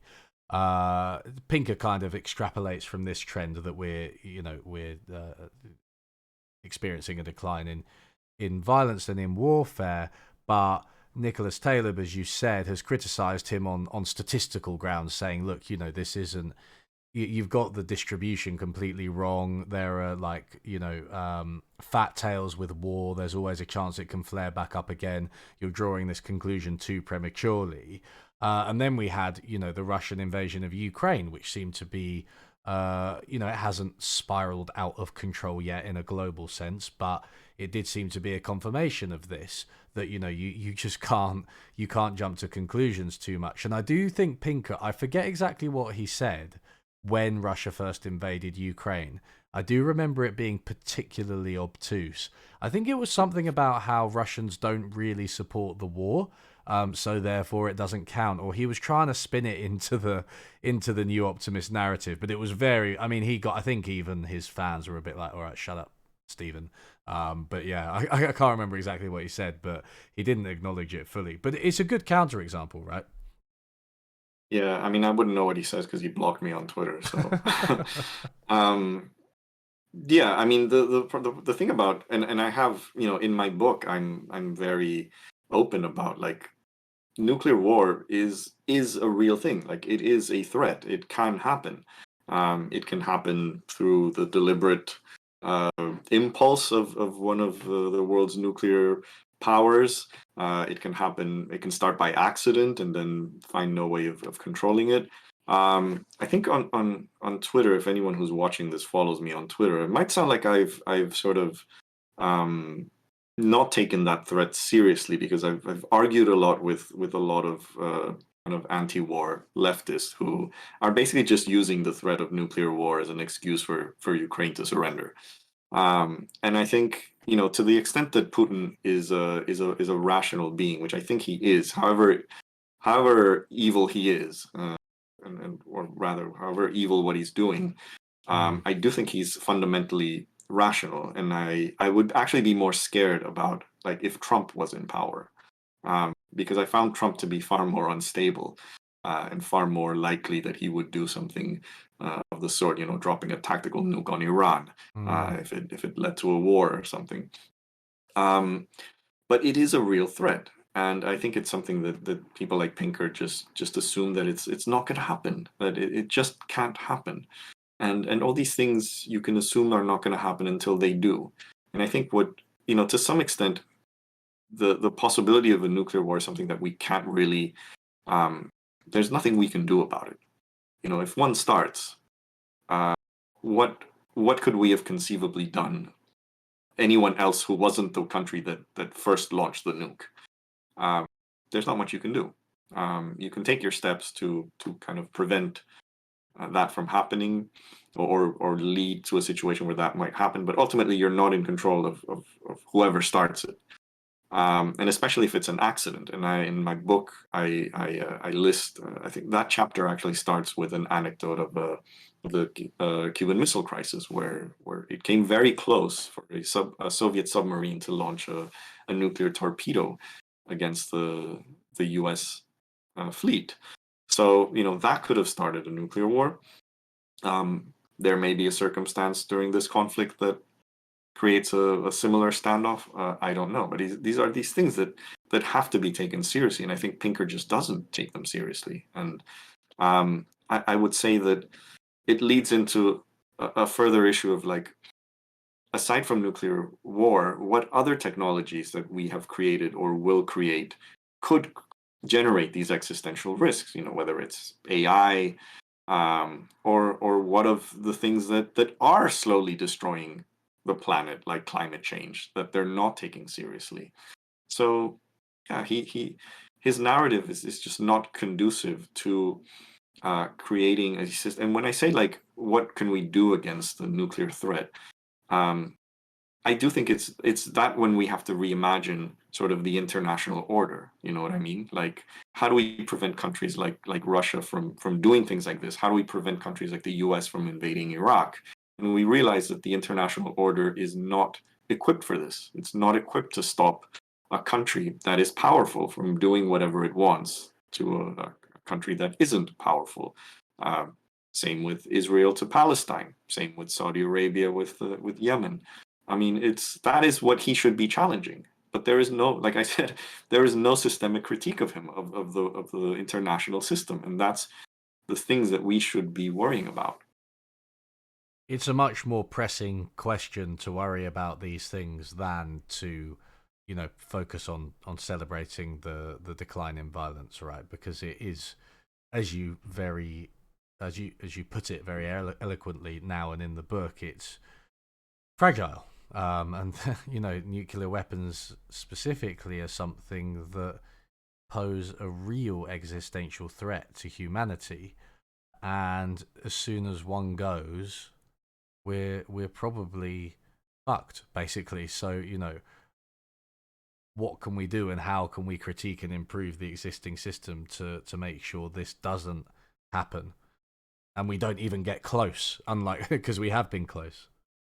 No, we don't. And I was listening to Biden's speech at the UN a couple of days ago, and he was saying like, we need more representation on the Security Council. We need countries, countries like Brazil or others to be part of the permanent members. And it's like, that's not the problem. The problem is the veto, and he doesn't want to give up the veto. Mm. So, it doesn't matter if you add 10 more countries from all representative regions of the world to the Security Council. If those permanent members are still going to have veto, then you're not going to be able to prevent any of this. Yeah, Um, yeah, absolutely. Yeah, I mean, it's democratizing global institutions. I think in politically and economically is something that I'm a massive fan of, and I know you talk about it a bit as well, because it would, a lot of the problems that we've spoken about, from the economic to the political, would surely be addressed to some extent by having better mechanisms in place internationally. yeah, totally. And I mean, it's not going to solve all the problems. I mean, insofar as there are countries that have disproportionate military power over others, there will be that temptation to obtain political objectives through force. But at least it can help mitigate it. At least it could Mm. make it a bit safer. Um, but yeah, I don't see much interest in doing that. So we've complained for quite a bit about Pinker. Now you've alluded to this throughout the conversation, but your final chapter is actually a list of positive recommendations, and also arguably the epilogue is as well, which is where you talk about climate change. So, could you talk us through some of the ways that we could make this a better world? So one is the one we just immediately discussed, which is obviously making international institutions much more representative, and this goes for both the kind of international world order, but also the financial order. So democratizing the IMF, the World Bank, the WTO, especially the WTO. That's the one that if you actually, I would be okay with getting rid of the WTO. I think we were fine back in the GATT days. I do think that there should be like some degree of a framework for world trade, but the WTO has gone way past the bounds of just focusing on trade. In fact, most trade agreements today have to do with things other than trade. things like intellectual property protection, Mm. etc., which all of them really exist to prevent developing countries from competing with the West. That's the reality for companies in the developing world to compete with Western companies. So it is industrial policy by proxy, I would say. Um, and yeah, I would get rid of the WTO personally, and then just democratize the IMF and the World Bank, make them serve their original intention. You know, the IMF existed to help countries resolve any balance of payment issues that they had. The World Bank's objective is supposedly global development, and if you look at the roles that they played in the 1980s and 1990s, it was pretty much to install a certain ideology and a certain set of policies in developing countries that, in the long run, inhibit their development. And this is a very important point because, this is a point that what's his name? Jason. Is it Jason Hickel? Jason Hickel, I yeah. know you mention him quite often Mm. in your video as well. And he's also a very big Pinker critic. Hickel notes that the period in which, and this is the point that even Pinker has to admit, is like the point where relative poverty didn't really improve that much, and absolute poverty actually went up significantly, was during the 80s and 90s. So it was like in the period in which capitalism was at its purest form was actually when global poverty improved less.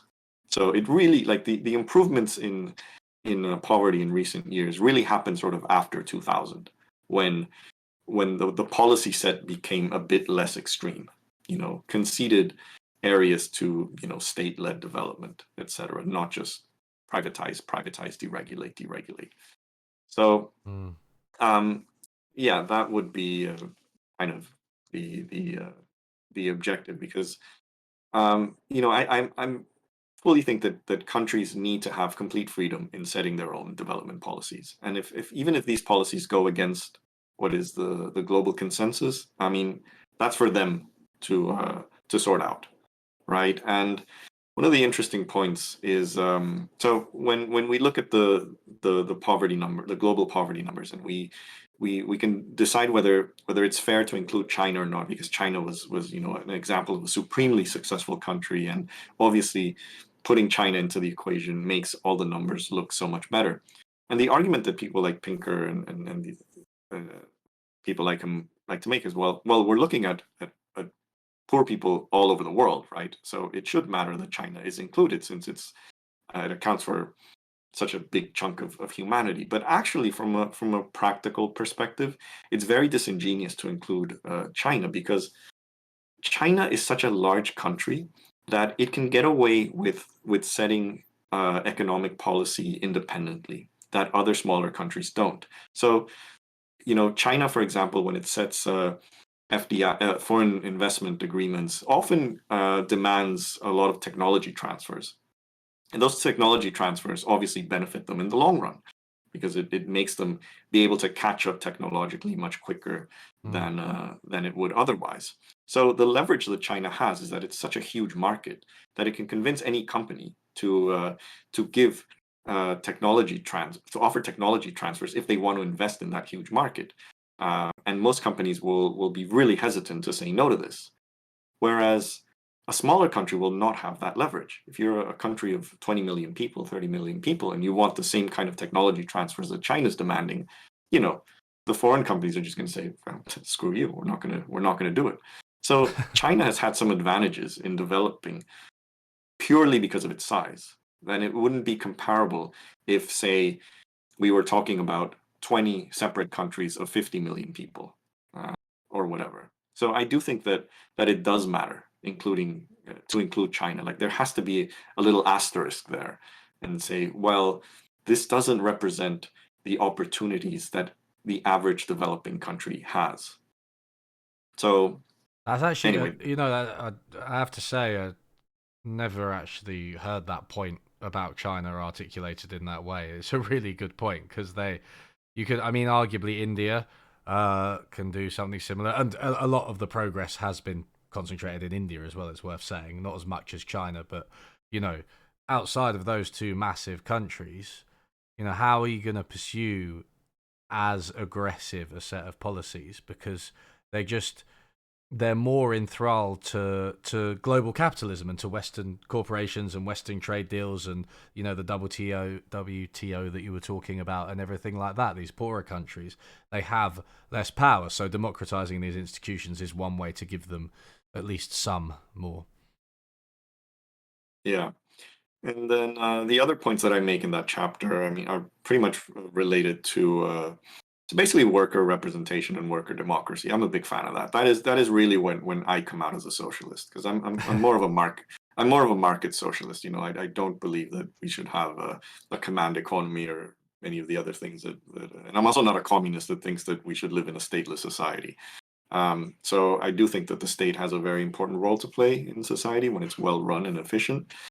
Um, but I do think I'm a big fan of any sort of worker representation, whether it's things like, from the basic level of just a unionized society. I think that's a basic thing. And it's telling that in Britain, despite the disruption that a lot of the recent rail strikes have been causing, people seem very supportive of them, and I think that's actually a really good thing. That they realize that, hey, actually, it's actually good to be unionized. Like they have your back when you need it. So definitely, at the very least, a unionized society and a government that is willing to, this was kind of the Nordic model, wasn't it? Governments that sat down with unions and rather than antagonize them like in the Anglo-Saxon world. I would obviously go further. I would want some degree of worker voice and vote in company affairs. I mean, my issue with capitalism is primarily through the institution of the corporation, which I think is an authoritarian institution. I mean, you have none of the rights that you have politically exist when you are in your workplace, and I think that if we can transform workplaces into being legitimately democratic, I would think you would have many less of the excesses that you have now when they are just privately run. So uh, some degree of worker democracy, kind of sort of like you have in Germany with co-determination, for example. But I would go further. I would say that you really need worker ownership to some extent. I would be a fan, obviously, of companies being worker owned, entire worker owned economy. But I mean, my favorite proposal that Jeremy Corbyn and Bernie Sanders had was this idea that you would every year a certain percentage of the company would be put into an employee ownership fund until it came to 10%. I think Jeremy Corbyn's was 10% and Bernie's was 20, or the other way around. Don't remember. But I think that would be huge, like just absolutely huge. Imagine that you could have every single company after a certain size just know that 10% or 20% of a company's board is represented by workers. And I don't think you would have, all these excesses in terms of how much dividends are being sent to shareholders rather than investing. I mean, there's less investment now than there was pre-Thatcher. So, this idea that deregulating everything and just this does not make private companies invest more. Uh, so so that would be, I think, a big step for me, a big plus that I would want to see. And the advantage of this proposal being like 10-20% is that it isn't radical enough for me that it would be hugely disruptive to how an economy works, but it would give you a sense that it could work. So this is where I think we need to sort of make inroads Mm. with capitalism, but without tearing the whole system apart. Uh, which I think is one of the reasons that a lot of leftist discourse has very little appeal to some people, because they just assume that we want to just wreck everything and build something new that doesn't have any sort of solid empirical base behind it. But I think this would definitely be minimally disruptive and would give a sense of, are people happier working in these companies? Are they just as productive or more? Are they just as efficient as they were? And if all these things are yes, then let's go further. Let's keep going further, Yeah. because I think that's the direction that we should be going.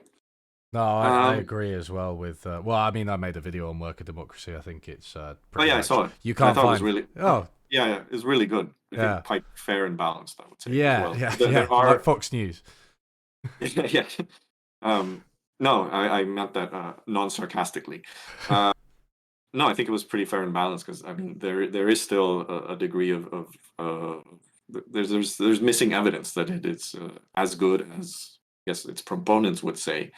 But that's the whole point of sort of putting your dipping your toes into this, that you can Mm. test it out before it becomes truly disruptive. And I think we should be going in that direction rather than rejecting it. And the other point that I made was, yeah, just sort of other ideas of, I mean, things like universal basic income or a negative tax rate, or universal uh, basic services. I mean, these are all ideas that I think also we should be, there are pilot programs, they've tested it out. Some of the results I think are very encouraging, and I think we should just be more open to doing more of this and seeing if it works. Um, because yeah, definitely the to the degree that you have um, certain aspects of your life sorted, and whether it's because you have an assured income or certain assured services that you don't have to worry about in life, I think human well-being will just skyrocket. And you see it in countries. I spent some time in Scandinavia this year, in Sweden, and also my mother lived in Norway for a while, so I spent some time in Norway a couple of years ago as well. And one of the things that struck me about Scandinavia relative to Britain or the US or Mexico is just how just chilled everyone is. They might not be partying on the street, and they might not be like the most uh, open and superficially jovial people on earth, but everyone just felt very chill, like they weren't worried about anything. And Mm. of course, if you don't have to worry about any, you know, that I'll go bankrupt if I get cancer. That's kind of a big thing, you know what I mean? Oh, I can Yeah. have a kid and not worry. Where am I going to pay for his university? Where am I going to pay for his childcare? All these things that would terrify me if I had a kid here in Britain or the U.S. Um, so yeah, I want that kind of society, one in which people find less things to worry about in life, and then can concentrate on the things that do bring value and meaning, and we can go into a more philosophical discussion of what is the purpose of life in this sense. Is it to just work and work and work, get the biggest house that you can with the three-car garage, and no. And I think we can usher in an era of human flourishing if we are able to reduce the thing, guarantee the things that make people worry about life, and give more time for people to do things that they enjoy. And back to which I quote the famous Keynes essay on opportunities for our grandchildren, where he said that people would be working 15 hours a day in the future. Yeah, I would want a future in which people work 15 hours a day. I would see, if automation creates that ability of human beings not working that much, why not? But under capitalism, that's not going to happen. What you're going to happen is just massive unemployment. Mm. So I think back to the original meaning of what progress is, I would like progress to be that all this new technology will give us more opportunities for leisure, for human fulfillment, and just make life more enjoyable for as many people as possible. I completely agree. These ideas, UBI, democratizing international institutions, worker democracy can show people what a better world can be like, and they can make people better off both in an objective and a subjective sense. And then, then we can start to have conversations, as you said, about what what life is about, and what a good life is, and how we find meaning and purpose and things like that. So yeah, Rodrigo, thank you very much for coming on. Did you have anything that we missed, or did you want to plug your book and your channel again before we finish? Yeah, sure. So the book, as you mentioned, is The Glass Half Empty. You can buy it on, I think it should be on Amazon. But if you rather buy it directly from Repeater Books, which is the publisher, probably better so you don't give Amazon more money. Um, and yeah, Progressum TV is the YouTube channel, which, like I said, I'm currently making videos a bit erratically, not every day or maybe once or twice a week. But I will get more into the channel maybe in the next month or two when I'm a bit more settled, because I'm actually leaving London permanently in 3 weeks. So I gotta sort out a lot of stuff. But yeah, and just follow me on Twitter as well. It's R Aguilera MX. I get angry a lot on Twitter. You've been warned. Who doesn't? Um, Who but doesn't? yeah, But yeah, if you like the very frequent misanthropy and sarcasm, coupled with the occasional hot take on things, and a lot of Ukraine war coverage, because I'm really following that a lot. no, I follow you on Twitter, and I can recommend it for all of those things. Okay, so thanks everyone, and I guess I'll see you all in chat next time. See you. And thank you.